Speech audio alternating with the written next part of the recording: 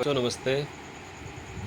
बच्चों, आज आप पढ़ेंगे कक्षा 9 में लोकतांत्रिक राजनीति, जिसको नागरिक शास्त्र भी कहते हैं, राजनीति शास्त्र भी कहते हैं, सिविक्स भी कहते हैं, एक जगह पॉलिटिकल साइंस भी उसको बोला जाता है आगे जाके। तो ये इसमें लोकतांत्रिक राजनीति में आप लोग जो आपका पाठ है उसका नाम है लोकतांत्रिक अधिकार। अध्याय 5 लोकतांत्रिक अधिकार, इसके बारे में आप लोग पढ़ेंगे और थोड़ा समझेंगे इसको पाठ को अच्छी तरह समझेंगे, ठीक है। तो लोकतांत्रिक अधिकार, अब आप लोग समझ रहे होंगे, इस पाठ से ही समझ रहे होंगे कि लोकतांत्रिक अधिकार का क्या अर्थ होता है। लोकतांत्रिक लोकतांत्रिक समझ रहे हैं आप। लोकतंत्र, हमारा भारत लोकतंत्र है। लोकतंत्र का मतलब क्या होता है? जहाँ पर जनता के द्वारा कोई सरकार वोट देकर चुनी जाती है, वोट दिया जाता है, अपनी पसंद से जनता सरकार चुनती है, वो लोकतांत्रिक देश कहलाते हैं जहाँ चुनाव होते हैं। तो ऐसे देशों में जो लोकतांत्रिक यानी जो लोकतांत्रिक देश हैं, वहाँ पर जो अधिकार हैं, लोकतांत्रिक यानी लोकतंत्र में जनता के जो अधिकार हैं वो क्या हैं। तो अधिकार क्या होते हैं इसके बारे में बताया जाएगा आपको भी। देखते हैं कि अभी हमने जो पहले पढ़ा था उसमें हमने दो चीज़ें पढ़ी थी। एक तो हमने देखा था कि लोकतांत्रिक जो सरकार होती है वो क्या होती है। लोकतांत्रिक सरकार वो होती है जो निष्पक्ष ढंग से चुनी जाती है जनता के द्वारा। लोकतांत्रिक सरकार जो जनता के द्वारा निष्पक्ष और स्वतंत्र ढंग से चुनी जाती है। और हमने क्या पढ़ा, और दूसरी चीज़ हमने पढ़ी कि लोकतंत्र में कुछ ऐसी संस्थाएं होती हैं, जो इससे पिछले पाठ में जो संस्थाओं का कामकाज जो हमने पढ़ा था, तो कुछ संस्थाएं होती हैं जो जिसके कुछ कायदे कानून होते हैं और कायदे कानून के अनुसार काम करती है। लोकतंत्र को कुछ ऐसी संस्थाओं के ऊपर निर्भर होना पड़ता है और निर्भर होना चाहिए जो निर्धारित कायदे कानून के मुताबिक काम करती है, ठीक। अब ये ज़रूरी नहीं कि ये दो ही तत्व ज़रूरी है जो मैंने बताई कि एक तो लोकतांत्रिक व्यवस्था में क्या होना चाहिए, लोकतांत्रिक सरकार क्या होती है, एक तो क्या हुआ निष्पक्ष ढंग से चुनी जाती है, और दूसरी क्या होती है, दूसरी होती है जहाँ पर उसको चलाने के लिए या उसके लिए जो निर्भर होती है, जो लोकतांत्रिक संस्थाओं की ज़रूरत होती है, जहाँ पर कायदे कानून के मुताबिक काम होता है, ठीक, संविधान के मुताबिक जहाँ पर काम होता है उसके लिए।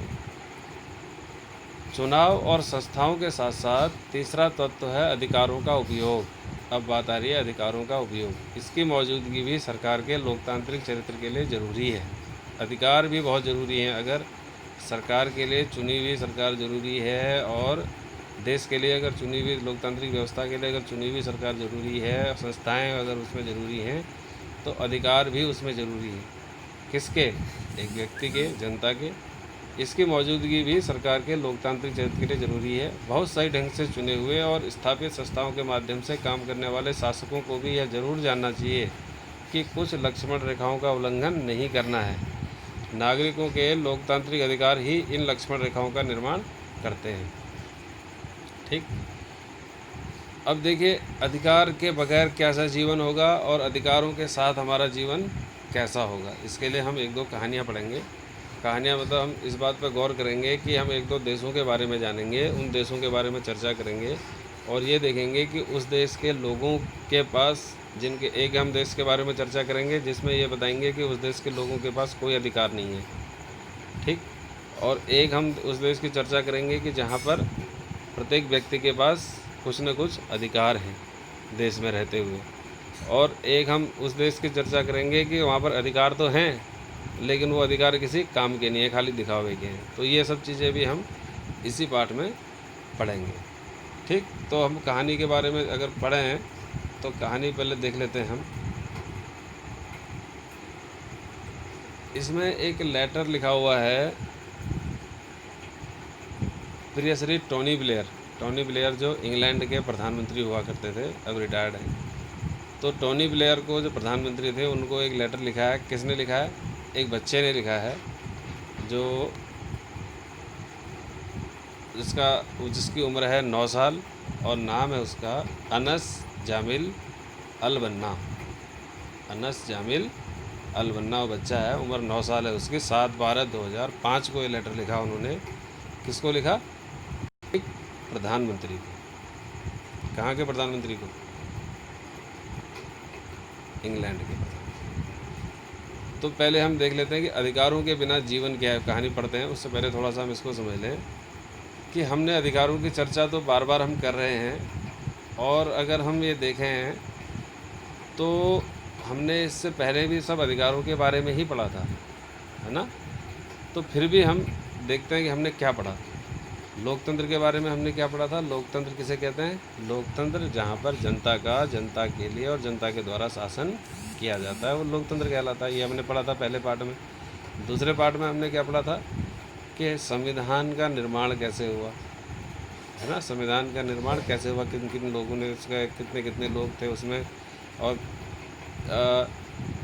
उसमें कौन कौन से देशों से संविधान लिए गए, ये हमने पढ़ा। तीसरे अध्याय में हमने पढ़ा कि वयस्क व्यक्ति के लिए जो अधिकार हैं लोकतंत्र में, वोट देने का या फिर कोई और अधिकार, उसके बारे में पढ़ा था। चौथा, अगर कोई कानून संविधान के खिलाफ है तो हर नागरिक को उसके खिलाफ जाने का अधिकार है। ये सोचने का विषय है। अगर कोई कानून संविधान के खिलाफ है, अगर कोई कानून संविधान के खिलाफ है तो हर नागरिक को उसके खिलाफ जाने का अधिकार है। बिल्कुल है, ठीक। भारत के प्रत्येक वयस्क नागरिक को वोट देने का और जीने का अधिकार है, बात करने का अधिकार है। हमारे संविधान निर्माताओं का मानना था कि मौलिक अधिकार हमारे संविधान की आत्मा हैं। बिल्कुल मानना था, क्योंकि हमारे मौलिक अधिकारों की रक्षा संविधान ही करता है, और मौलिक अधिकार ही हमें बताते हैं कि देश में कैसे रहा जाता है, लोकतंत्र में कैसे देश चलते हैं। तो ये सब चीज़ें हमने पढ़ी, है ना। अब कुछ उदाहरण हैं जिनके बारे में हम देखते हैं। अब देखो, एक कहानी है। कहानी क्या है, पाठ में ही है आपके, है ना।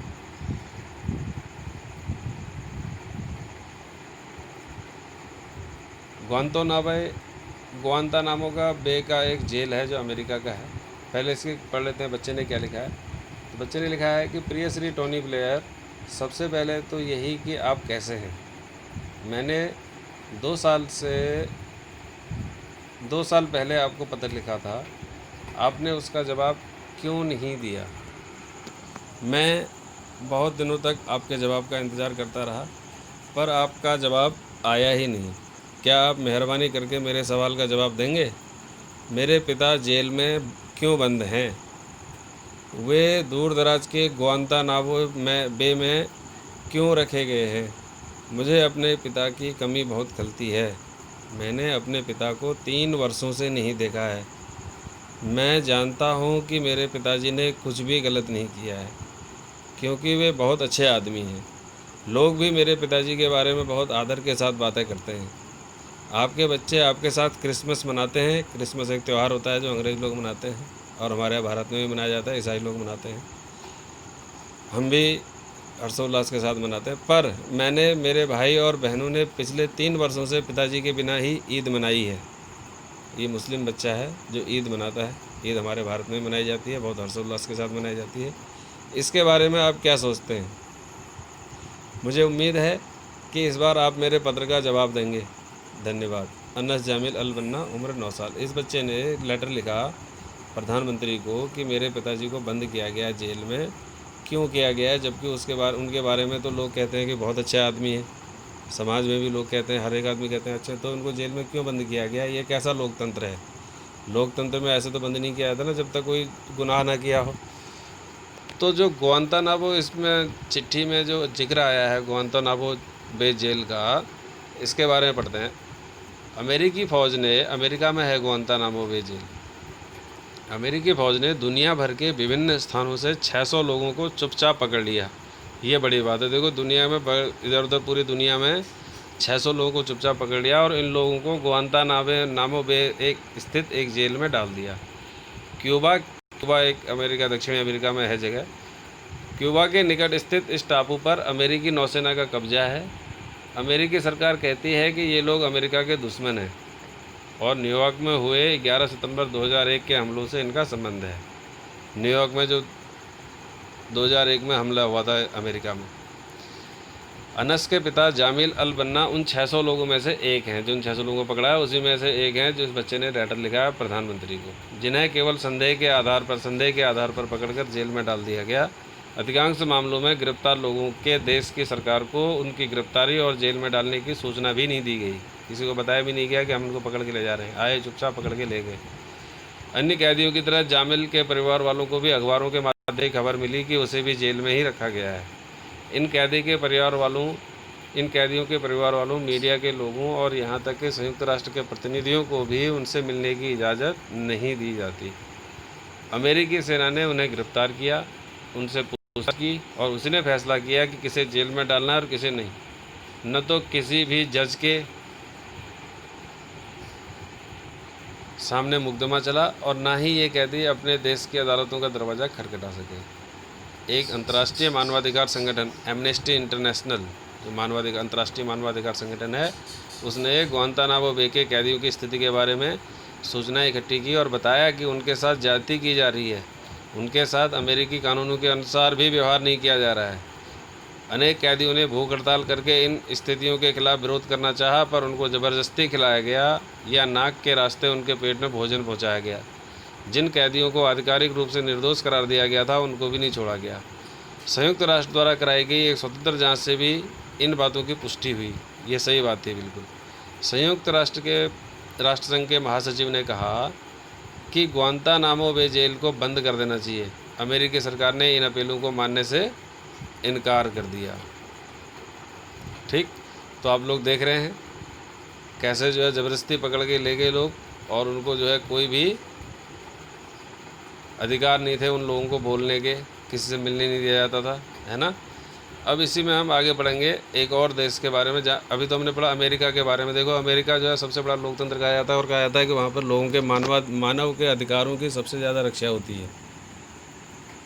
तो वहाँ पर हम देख रहे हैं कि ऐसे देश में भी ज़बरदस्ती लोगों को पकड़ के बंद कर दिया गया, कोई अपील नहीं, कोई दलील नहीं। अब हम एक और देश के बारे में पढ़ते हैं, सऊदी अरब। किसके बारे में? सऊदी अरब के बारे में। ठीक है, तो सऊदी अरब के बारे में हम पढ़ेंगे इसी के दूसरे वीडियो में, पार्ट 2 में। थैंक यू, धन्यवाद।